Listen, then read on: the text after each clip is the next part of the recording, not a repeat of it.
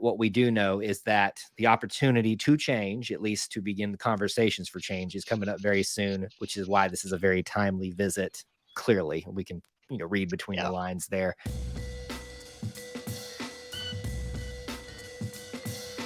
Back in the saddle again for another big Auburn topic. There's been a lot of speculation, discussion over the last year about apparel and aesthetics, the things that the Auburn athletes and fans too, officially, if you get the official gear, get to wear out in the field, in the stands. Mainly, we're concerned about Auburn athletics and their apparel deal with Under Armour and the future of it. And this first week of the 2023 football season, we may have gotten a little bit of a, I don't want to call it a tease, but an interesting insight maybe into what's trying to happen behind the scenes. To discuss that, as always, I'm here, your host, Kyle Loomis, alongside me in this episode. For those of you watching on video, you can see him already, so you know what we're going to talk about. For those on audio, when we talk about aesthetics, we talk about Auburn history. We talk to Clint Richardson of the Auburn Uniform Database. Clint, welcome back to the show. I'm here. Don't sound too excited about it. That's always great to see you, Kyle. Well, I feel like you're lying through your teeth there, but we'll let it slide this one time. I actually, when I saw this news come across the, I'll still call it Twitter, the Twitter sphere, I instantly, sphere. Whatever it is these days, I instantly thought I at least want to talk to him about it if we don't even do a podcast about it. The news, obviously, with fall camp here, there's a lot of things to talk about, but I don't think that we all thought that we would be discussing the CEO of the current apparel deal for Auburn athletics making an appearance at practice to do whatever he was trying to do. A lot of people know that there is a specific date coming up where Auburn can make a decision about a change potentially. And what we may have seen happening there is an attempt to secure that deal. That's me kind of setting the table in very bare bones, Clint. I know that you're much more educated on the situation. So if you'd like to lay that out, what kind of you saw and happened, reactions to what you were seeing on social media, the floor is yours. Yeah, I mean, this is what I try to tell people with this topic is it's incredibly complicated. And you and I and nobody else outside of those negotiating rooms know what's going to happen. So, Auburn is in the middle towards the end of a long-term deal with Under Armour. The deal officially ends June 31st, June 30th. Are there 30 or 31 days in June? Wow. If you hadn't asked me that, I actually would have known that off the top of my head. I'm on the spot now. So 30 days in June. 30 days in June. There you go. June 30th, 2025 is the official end of the Auburn Under Armour contract. Mm-hmm. That's a very important date to remember. So we are currently in the tail end of the exclusive bargaining agreement timeline with Under Armour. That exclusive window closes August 31st, 2023. So starting September 1st, Auburn has the opportunity to speak with other manufacturers not named Under Armour. Does not mean that the contract is over September 1st. Does not mean Auburn is announcing somebody new on September 1st. It could, but that's not what it means at this point. So I see a lot of confusion about those dates. September 1st, 2023 is the window to negotiate with other companies. June 30th, 2025 is the end of the current deal. So we'll get that out of the way first of all. So as we're in the last month of this exclusive window that Under Armour has, we saw Kevin Plank, current CEO of the company, show up in town. I wish that I am the Auburn uniform tracker, not the Kevin Plank tracker. So I have no idea how often he is coming to town or what his visits look like. Can we please get a jet-like scanner on him and just you follow it and update us every day now? No, because Elon might kick me off of Oh, that's X. true. I forgot about So we don't do plane tracking. That's a different story. But um, a lot of people have a lot of differing opinions on this, and I honestly don't know what he was doing in town. It might have been to check out the new facility. It might have been to just hang out with the new head coach.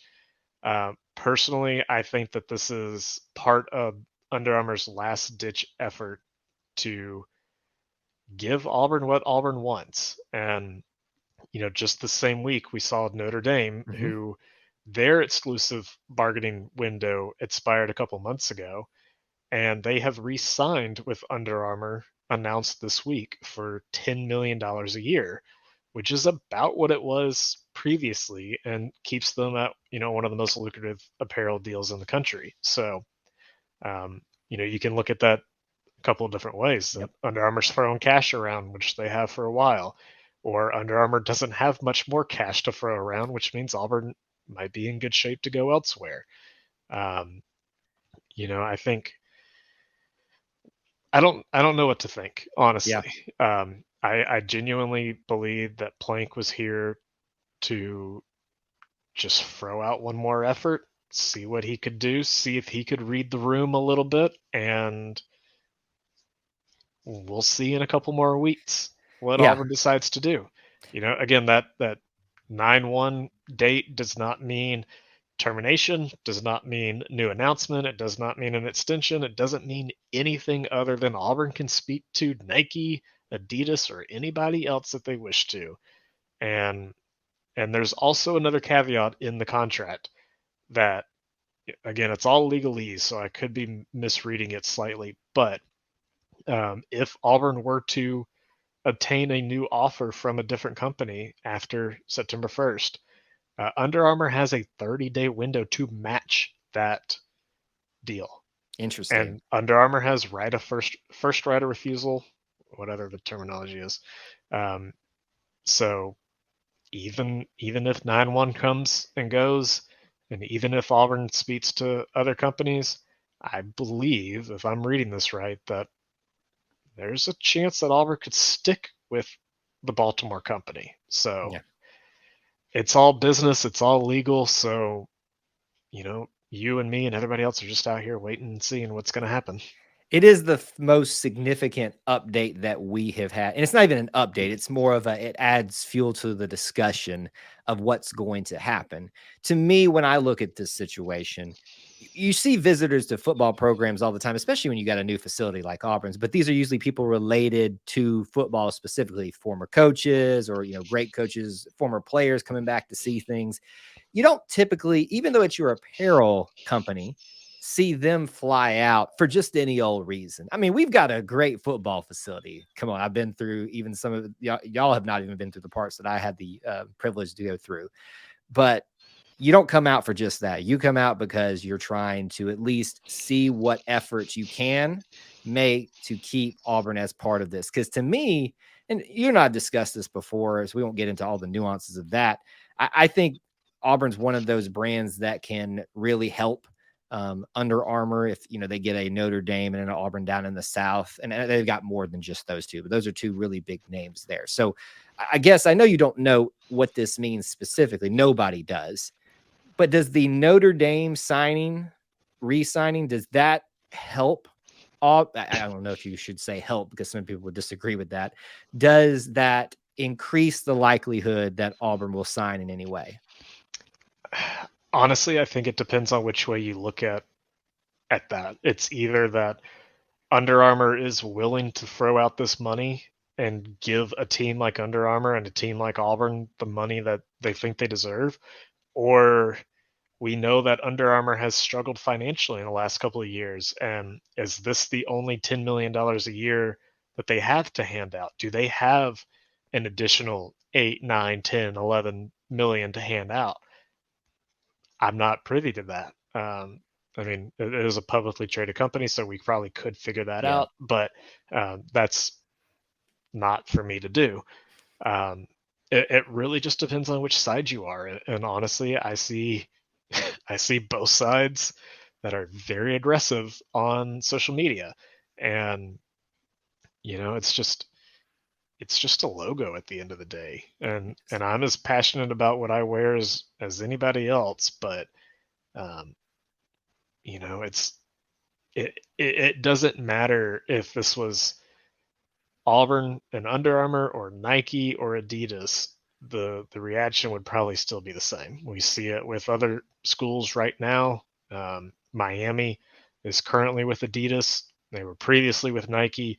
Their fans were sick and tired of Nike. They signed with Adidas, and now their fans are sick and tired of Adidas and want to go back to Nike. Yeah. The logo on the chest ultimately doesn't really matter. And Right. and again, we've talked about it in the past. There's a very large article on auburnuniforms.com that details a lot of the intricacies of this conversation in much more Yep. detail. I'm glad you plugged that. I was going to say you should before we get off here.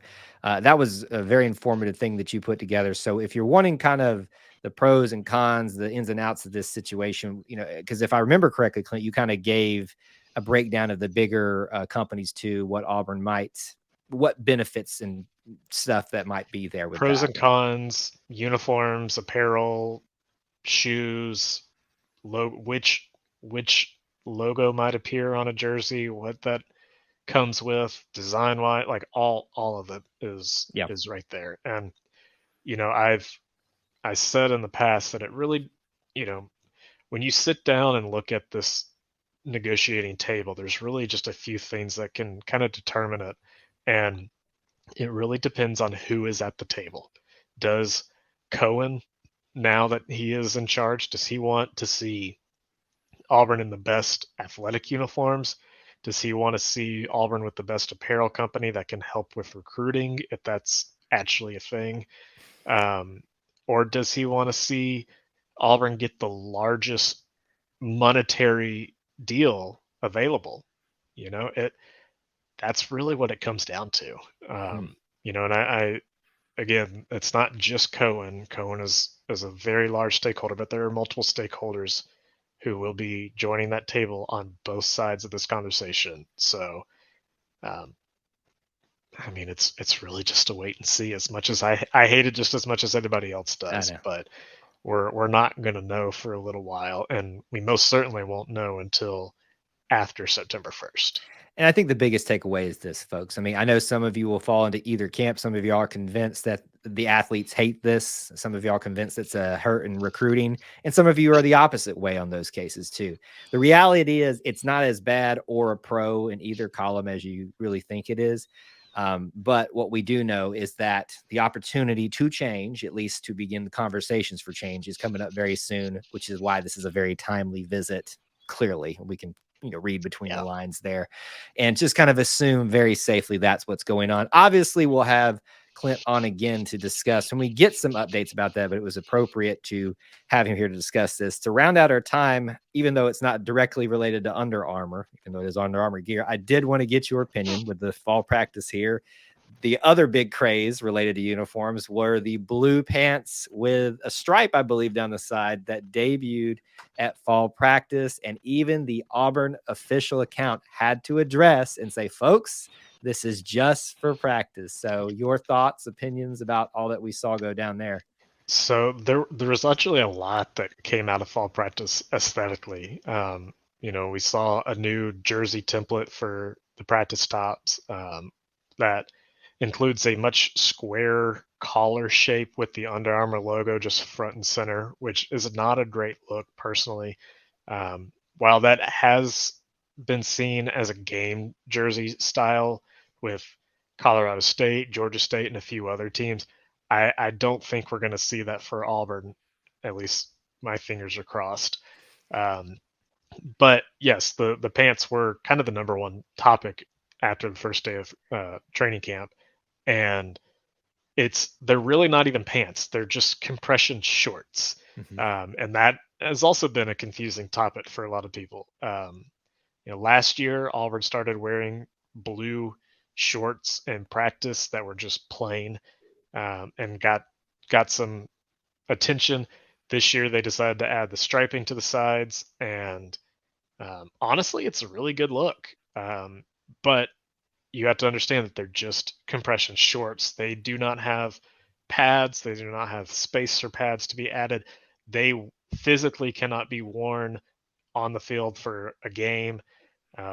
So while these specific items will not be used for a game, who's to say that they're not just a test run for blue game pants? That's always a possibility. But as far as what I see, I think they look good. I will say I didn't mind the look of them. You know me as a proponent for non-change. I didn't mind them all that much.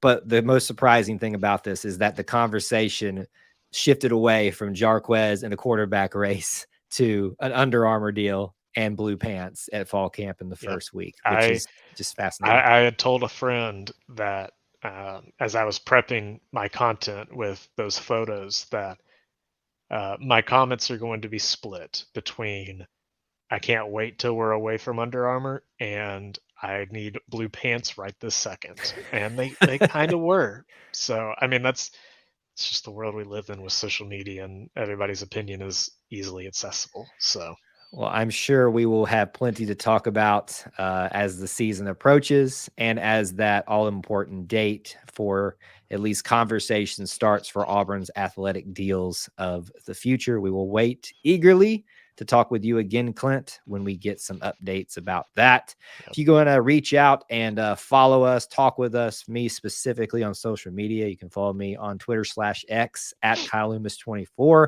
Follow the E2C network literally anywhere, any media platform, podcast platform, video platform that you can find. If it's not there, let me know. I'll get it there. Clint, where can they find you?